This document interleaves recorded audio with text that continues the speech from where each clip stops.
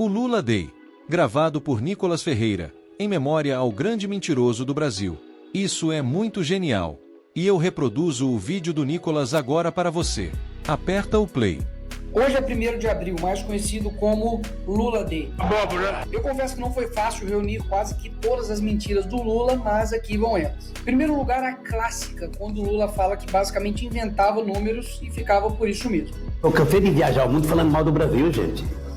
Era bonito a gente viajar o mundo e falar, no Brasil tem 30 milhões de crianças de rua, no Brasil tem 30 milhões, a gente nem sabia, tem não sei quantos milhões de abortos, era tudo clandestino, mas a gente ia citando números, sabe? Se o cara perguntasse a fonte, a gente não tinha, mas a gente ia citando números. Mas eu estava dizendo, porque no Brasil tem 25 milhões de crianças de rua, eu era aplaudido calorosamente pelos franceses. Quando eu terminei de falar, o Jaime Lerner falou assim para mim, ô Lula, não pode ter 26 milhões de crianças de rua, Lula. Porque senão a gente não conseguiria andar nas ruas, Lula. É muito mentira. E dá para perceber que é uma prática meio comum do Lula inventar números. No Brasil tem 19 milhões de pessoas passando fome, 33 milhões de brasileiros vão dormir sem ter o que comer e 800 milhões de pessoas passando fome.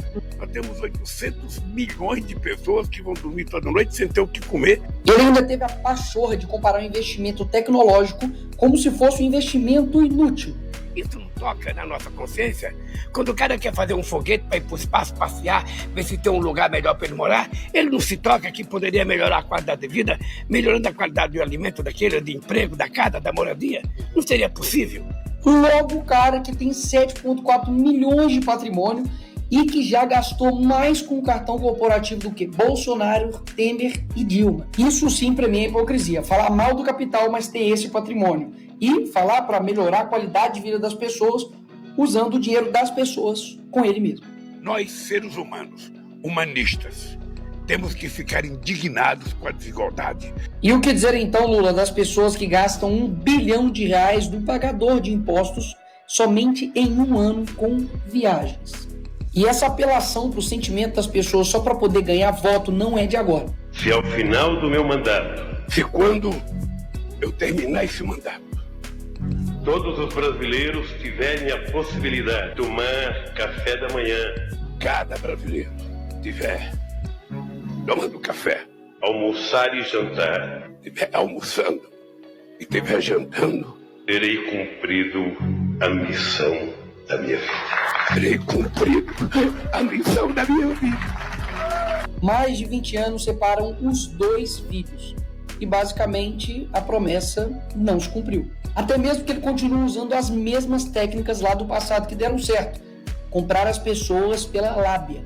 E vamos voltar no final de semana a comer um churrasquinho e tomar uma cerveja. E eu digo todo dia, nós vamos voltar a comer picanha, dava aquela parte com aquela gordurazinha passada na farinha, a gente mastigar aquilo, tomar uma cervejinha gelada.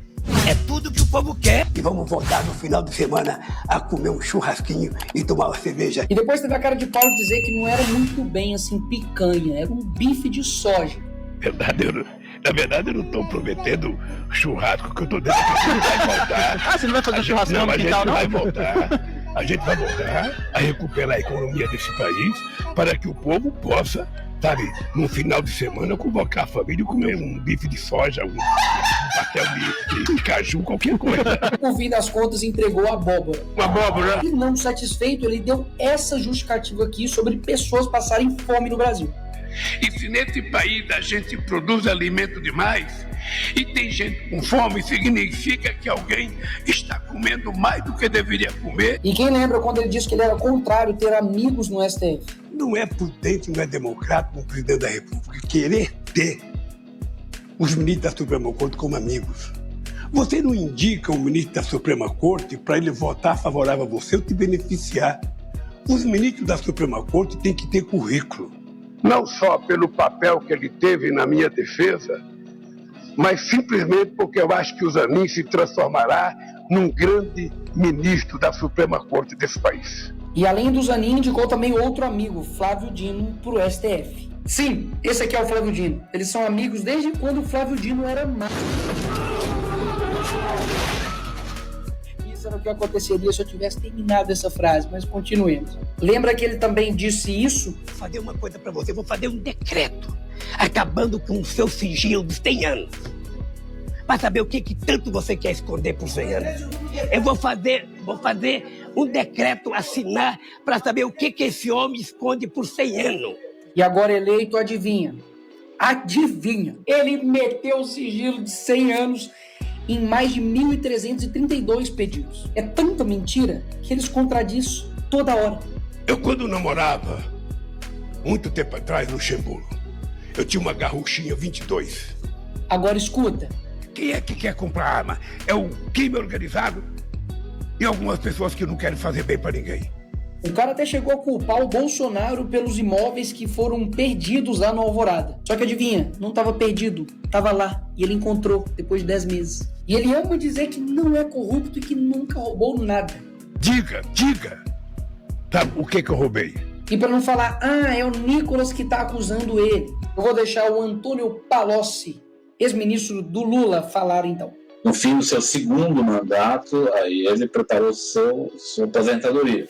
Recebeu 300 milhões da Odebrecht numa conta corrente de disponibilidade, recebeu seu sítio, que foi feito, combinado para seu uso, o apartamento do qual já foi condenado. Eu, pessoalmente, levei pacotes de 50 mil reais, algumas vezes, ao presidente Lula. E não tem como brigar com a realidade. Lula foi condenado a 12 anos e 11 meses por corrupção e lavagem de dinheiro na ação da Lava Jato. Depois da história você já sabe, né? Basicamente o STF descondenou o Lula. E aí tem gente que fala, a Lava Jato foi tudo uma maçã, tudo uma mentira, o Lula é inocente. Não. Até mesmo porque já foram 25 bilhões que já retornaram aos cofres públicos de dinheiro desviado durante os governos petistas. Se teve devolução de dinheiro roubado, é porque alguém roubou. E depois de tudo isso, ele ainda tem a coragem de dizer isso. Se tem uma coisa que eu me orgulho nesse país, e não baixa a cabeça para ninguém, é que não tem nesse país uma viva alma mais honesta do que eu. E o que eu quero mostrar nesse vídeo é que a mentira, ela tem poder. Obviamente não mais do que a verdade, mas ela também faz o seu estrago. Até mesmo porque, para pensar, num país com 220 milhões de pessoas, será que não tem ninguém melhor para dirigir o nosso país do que esse cara?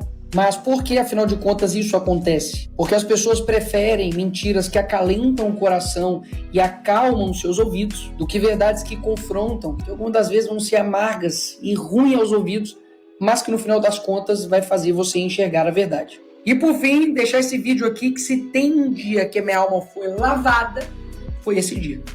Mentiroso, ex-presidiário, traidor da pátria. Obrigado por nos assistir. Peço que se inscreva no canal. Deixe o seu like e compartilhe para ajudar o canal a crescer e trazer muito mais conteúdos para você.